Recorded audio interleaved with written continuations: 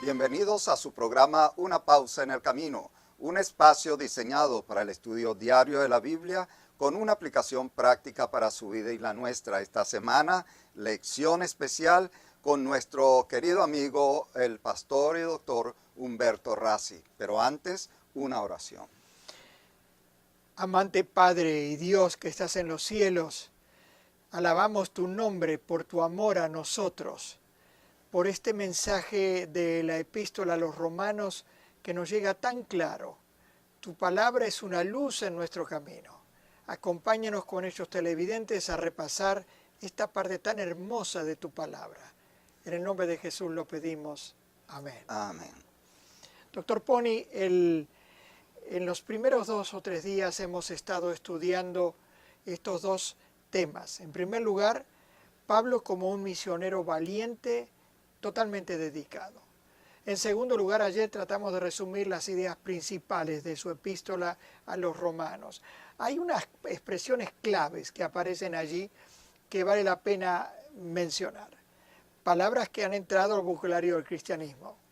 Justificación por la fe, la gracia de Dios, la diferencia entre salvación y redención, la tensión entre la fe y las obras en la vida cristiana, la lucha interna que tenemos todos entre la carne y el espíritu, y también el concepto de elección y predestinación que se va a estudiar más adelante en el trimestre.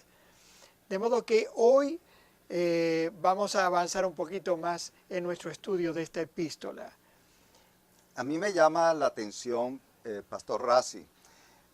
Para mí es como lógico que comenzó en Judea, Samaria, Antioquia, esa parte que usted decía de Turquía, pero Roma como que se les adelantó a Pedro y a Pablo. ¿Cómo entendemos esa comunidad? Es posible que después del día de Pentecostés, algunos de los judíos que habían venido se convirtieron por la predicación de Pedro y regresaron a Roma, y ahí se plantó la primera congregación. Y posiblemente otros se iban convirtiendo y congregándose en esta enorme ciudad que era Roma, con casi 1 millón de habitantes, que seguía creciendo porque venía gente de todo el imperio. Y la mayoría de los cristianos de la congregación de Roma, a medida que fue creciendo, eran gentiles conversos, aunque había también algunos judíos que se habían convertido. De modo que era una especie de microcosmos del imperio. Varias nacionalidades, grupos étnicos, idiomas, todos congregados allí, esclavos, miembros de la nobleza, una congregación muy interesante. Eso está muy interesante, pero estoy seguro que usted, amigo y amiga que nos está viendo, quisiera preguntarle al pastor Rassi cómo comenzó el libro de Romanos. Bien. Es una linda introducción que vemos aquí en la pantalla y que dice en los primeros versículos: Pablo, siervo de Cristo Jesús, llamado a ser apóstol, apartado para anunciar el Evangelio de Dios, que por medio de sus profetas ya había prometido en las Sagradas Escrituras. Este Evangelio habla de su Hijo, Jesucristo, nuestro Señor. Ya comenzamos con 2 términos que ustedes seguro tienen en mente porque no estamos acostumbrados. Eso de siervo y esclavo. Explíquenos. Pues sí, siervo originalmente es sencillamente esclavo, doulos en griego. Y en ese tiempo había, doctor Pony, 2 clases de esclavos. Uno, el primer tipo más común, era una especie de animal, de un mueble que se había comprado y estaba totalmente sometido al capricho de su dueño. Una situación tristísima. El segundo, había un grupo pequeño de esclavos que con su trabajo habían podido comprar su manumisión, su libertad, o que en el testamento el dueño los había dejado libres, pero que querían seguir conectados, porque muchos de ellos eran maestros de los hijos de su amo. De modo que uno se queda pensando qué tipo de esclavo se sentía Pablo. Obviamente un esclavo liberado que había elegido quedarse muy cerca de Jesús. Otra cosa que puede estar en el pensamiento de los televidentes, otras dos palabras, llamado y apartado. Pablo tiene una convicción clara de que Dios lo ha llamado para una misión específica. No se puede olvidar que en su primera parte estaba en contra de los cristianos, hasta que Jesús se le aparece y le dice: estás perdiendo el tiempo, Pablo, yo tengo otro plan para ti. Se convierte en un misionero, un evangelista apasionado de palabra y también por escrito. La otra cosa es sentirse apartado. Usted tiene su profesión como médico, ¿no es cierto? Sí, cómo no. Se siente llamado y se siente elegido por Dios para llevar. Yo he sido maestro, sentí esa vocación de enseñar. De modo que es muy lindo eso, de sentirse llamado y apartado. Y creo que Dios tiene para ti, amigo que nos escuchas, una misión también. Encuéntrala y el Espíritu Santo te va a llevar a tener éxito. Pastor Rassi, usted tenía un comentario acerca de otro pasaje.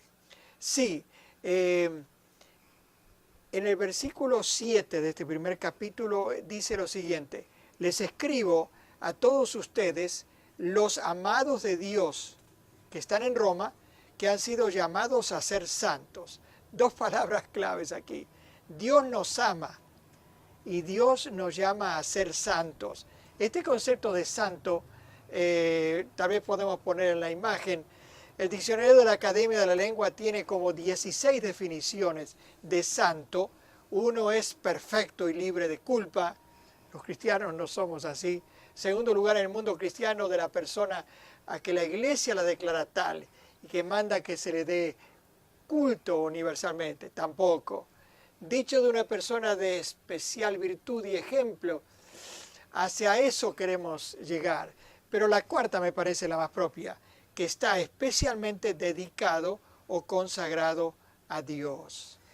Qué importante es esa expresión final, porque a uno le permite entender tantos héroes en la Biblia imperfectos, sin embargo, como que estuvieran en el proceso de ir cambiando en la manera que conocieron a Dios. Es muy interesante la paciencia que Dios tiene con nosotros. La conciencia, el Espíritu Santo nos habla permanentemente allí, nos invita a acercarnos a ese ideal que tiene ya en mente Dios para nosotros. Un poco quisiera llevarlo a la medicina. En el caso de la pediatría, una mamá que ve en el hijo no el que está haciendo sus necesidades, sino el potencial de ser un hombre, una mujer madura. Es muy linda esa explicación, porque es así como Dios nos ve a nosotros. Elena de White dice que Dios nos ve no como somos, sino como podríamos llegar a ser, influidos cuando aceptamos su gracia. Pastor Rassi, la aplicación práctica hoy en día. Como seres humanos y como cristianos, Dios nos llama a ser santos. Te llama a ti, querido amigo, a recibir su salvación y a seguir su ejemplo. Y nada nos puede separar de Dios. Nada puede impedir que el Espíritu Santo siga hablando a nuestra conciencia. ¿Le parece si oramos? Por favor. Padre nuestro que estás en los cielos, gracias por esa oportunidad, porque no nos ves al principio en nuestras imperfecciones, sino en el potencial de lo que tú quieres para nosotros. Sí, Señor. Permítenos, Señor, estar contigo, estar en el hogar contigo, para que podamos ser esa persona que tú quieres desarrollarnos en completa, en plenitud y en abundancia de bienes. Porque en el nombre de Jesús te lo pedimos. Amén. Amén.